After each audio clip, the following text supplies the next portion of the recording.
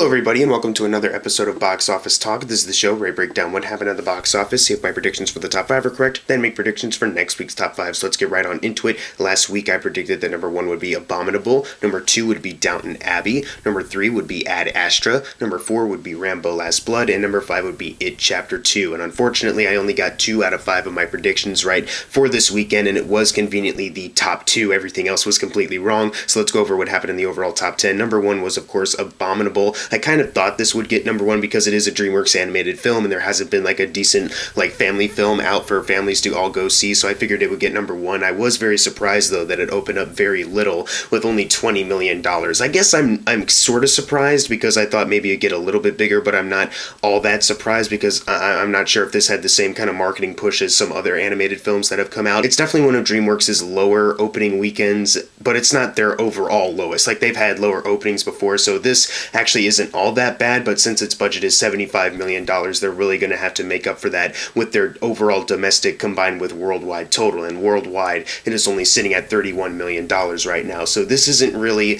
the best of start for this film. It needs to get about to $150 million to be considered a success. So if it's going to all of a sudden gain a lot of profit over the weeks, it better start happening real quick. Number 2, we have Downton Abbey making $14 million, adding to a domestic total of $58 million, and worldwide it is sitting at $107 million. It has made 5 times its $20 million budget, and it looks like it's about to make 6 times over that if it keeps going at the pace it is, which it definitely will. This is obviously very great for this film. Honestly, I am pretty shocked. Like last week I kind of hinted that I was kind of surprised that it did so well because I honestly wasn't sure if anyone would, because it's a movie based off a TV show, and a TV show that not everyone has completely talked up like a bunch of other TV shows out there, but its audience did show up to the theater and it's still supporting it even now. So honestly, I'm honestly in disbelief at how well it's doing, but hey, all congrats to them, man. Number 3, we have Hustlers jumping back up in the top 5 a bit, making $11 million, adding to a domestic total of $80 million.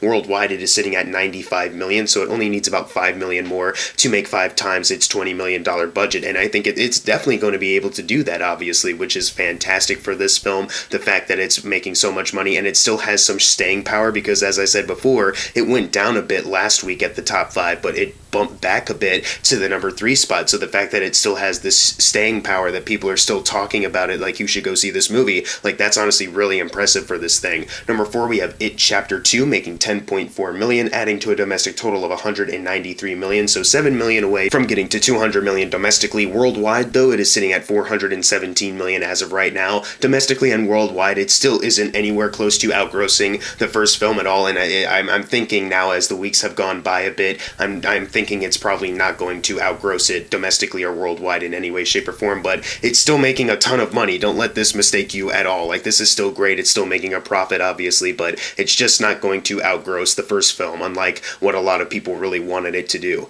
Number 5, we have Ad Astra making $10.1 million, adding to a domestic total of $35 million. Even though it did drop down from like number 2 to number 5, it still has a little bit of staying power that it was able to stay in the top 5 and make about $10 million.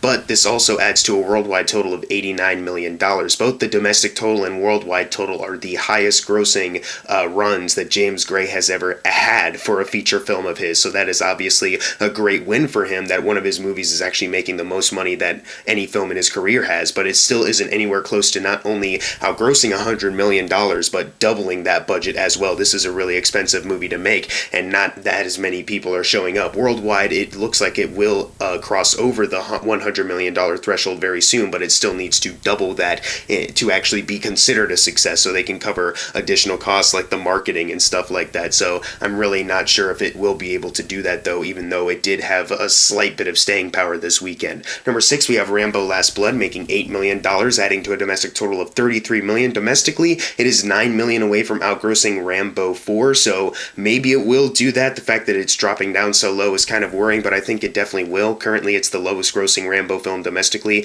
but also the lowest grossing one worldwide, because it's only sitting at $46 million, and that is $67 million away from outgrossing Rambo 4. Either way you look at it, it probably will be able to outgross Rambo 4 domestically, but worldwide I think it's still just going to stay at the bottom, and we're probably not going to see it for that much longer anyways here in the top 10. Number 7, we have Judy. Like I predicted, it didn't get into the top 5. It made only $3 million this weekend on a budget of I'm not entirely really sure. It's not really surprising to me though, but I still thought that maybe it would make a little bit bit more than 3 million, since there was a lot of strong buzz for this film, so I thought maybe a bunch of people would show up to the locations that were playing this movie, but unfortunately it's looking like not too many people actually really did, because it only had $3 million to its name this weekend. Number 8, we have Good Boys, making $2 million, adding to a domestic total of $80 million, and worldwide it is sitting at $104 million. This is obviously very impressive for this film. It has made 5 times its $20 million budget, which is fantastic. I really don't have much else to say, though. This was the surprise comedy hit of August, so I really don't have much else to add other than a congrats, obviously. It's probably still going to be here next weekend.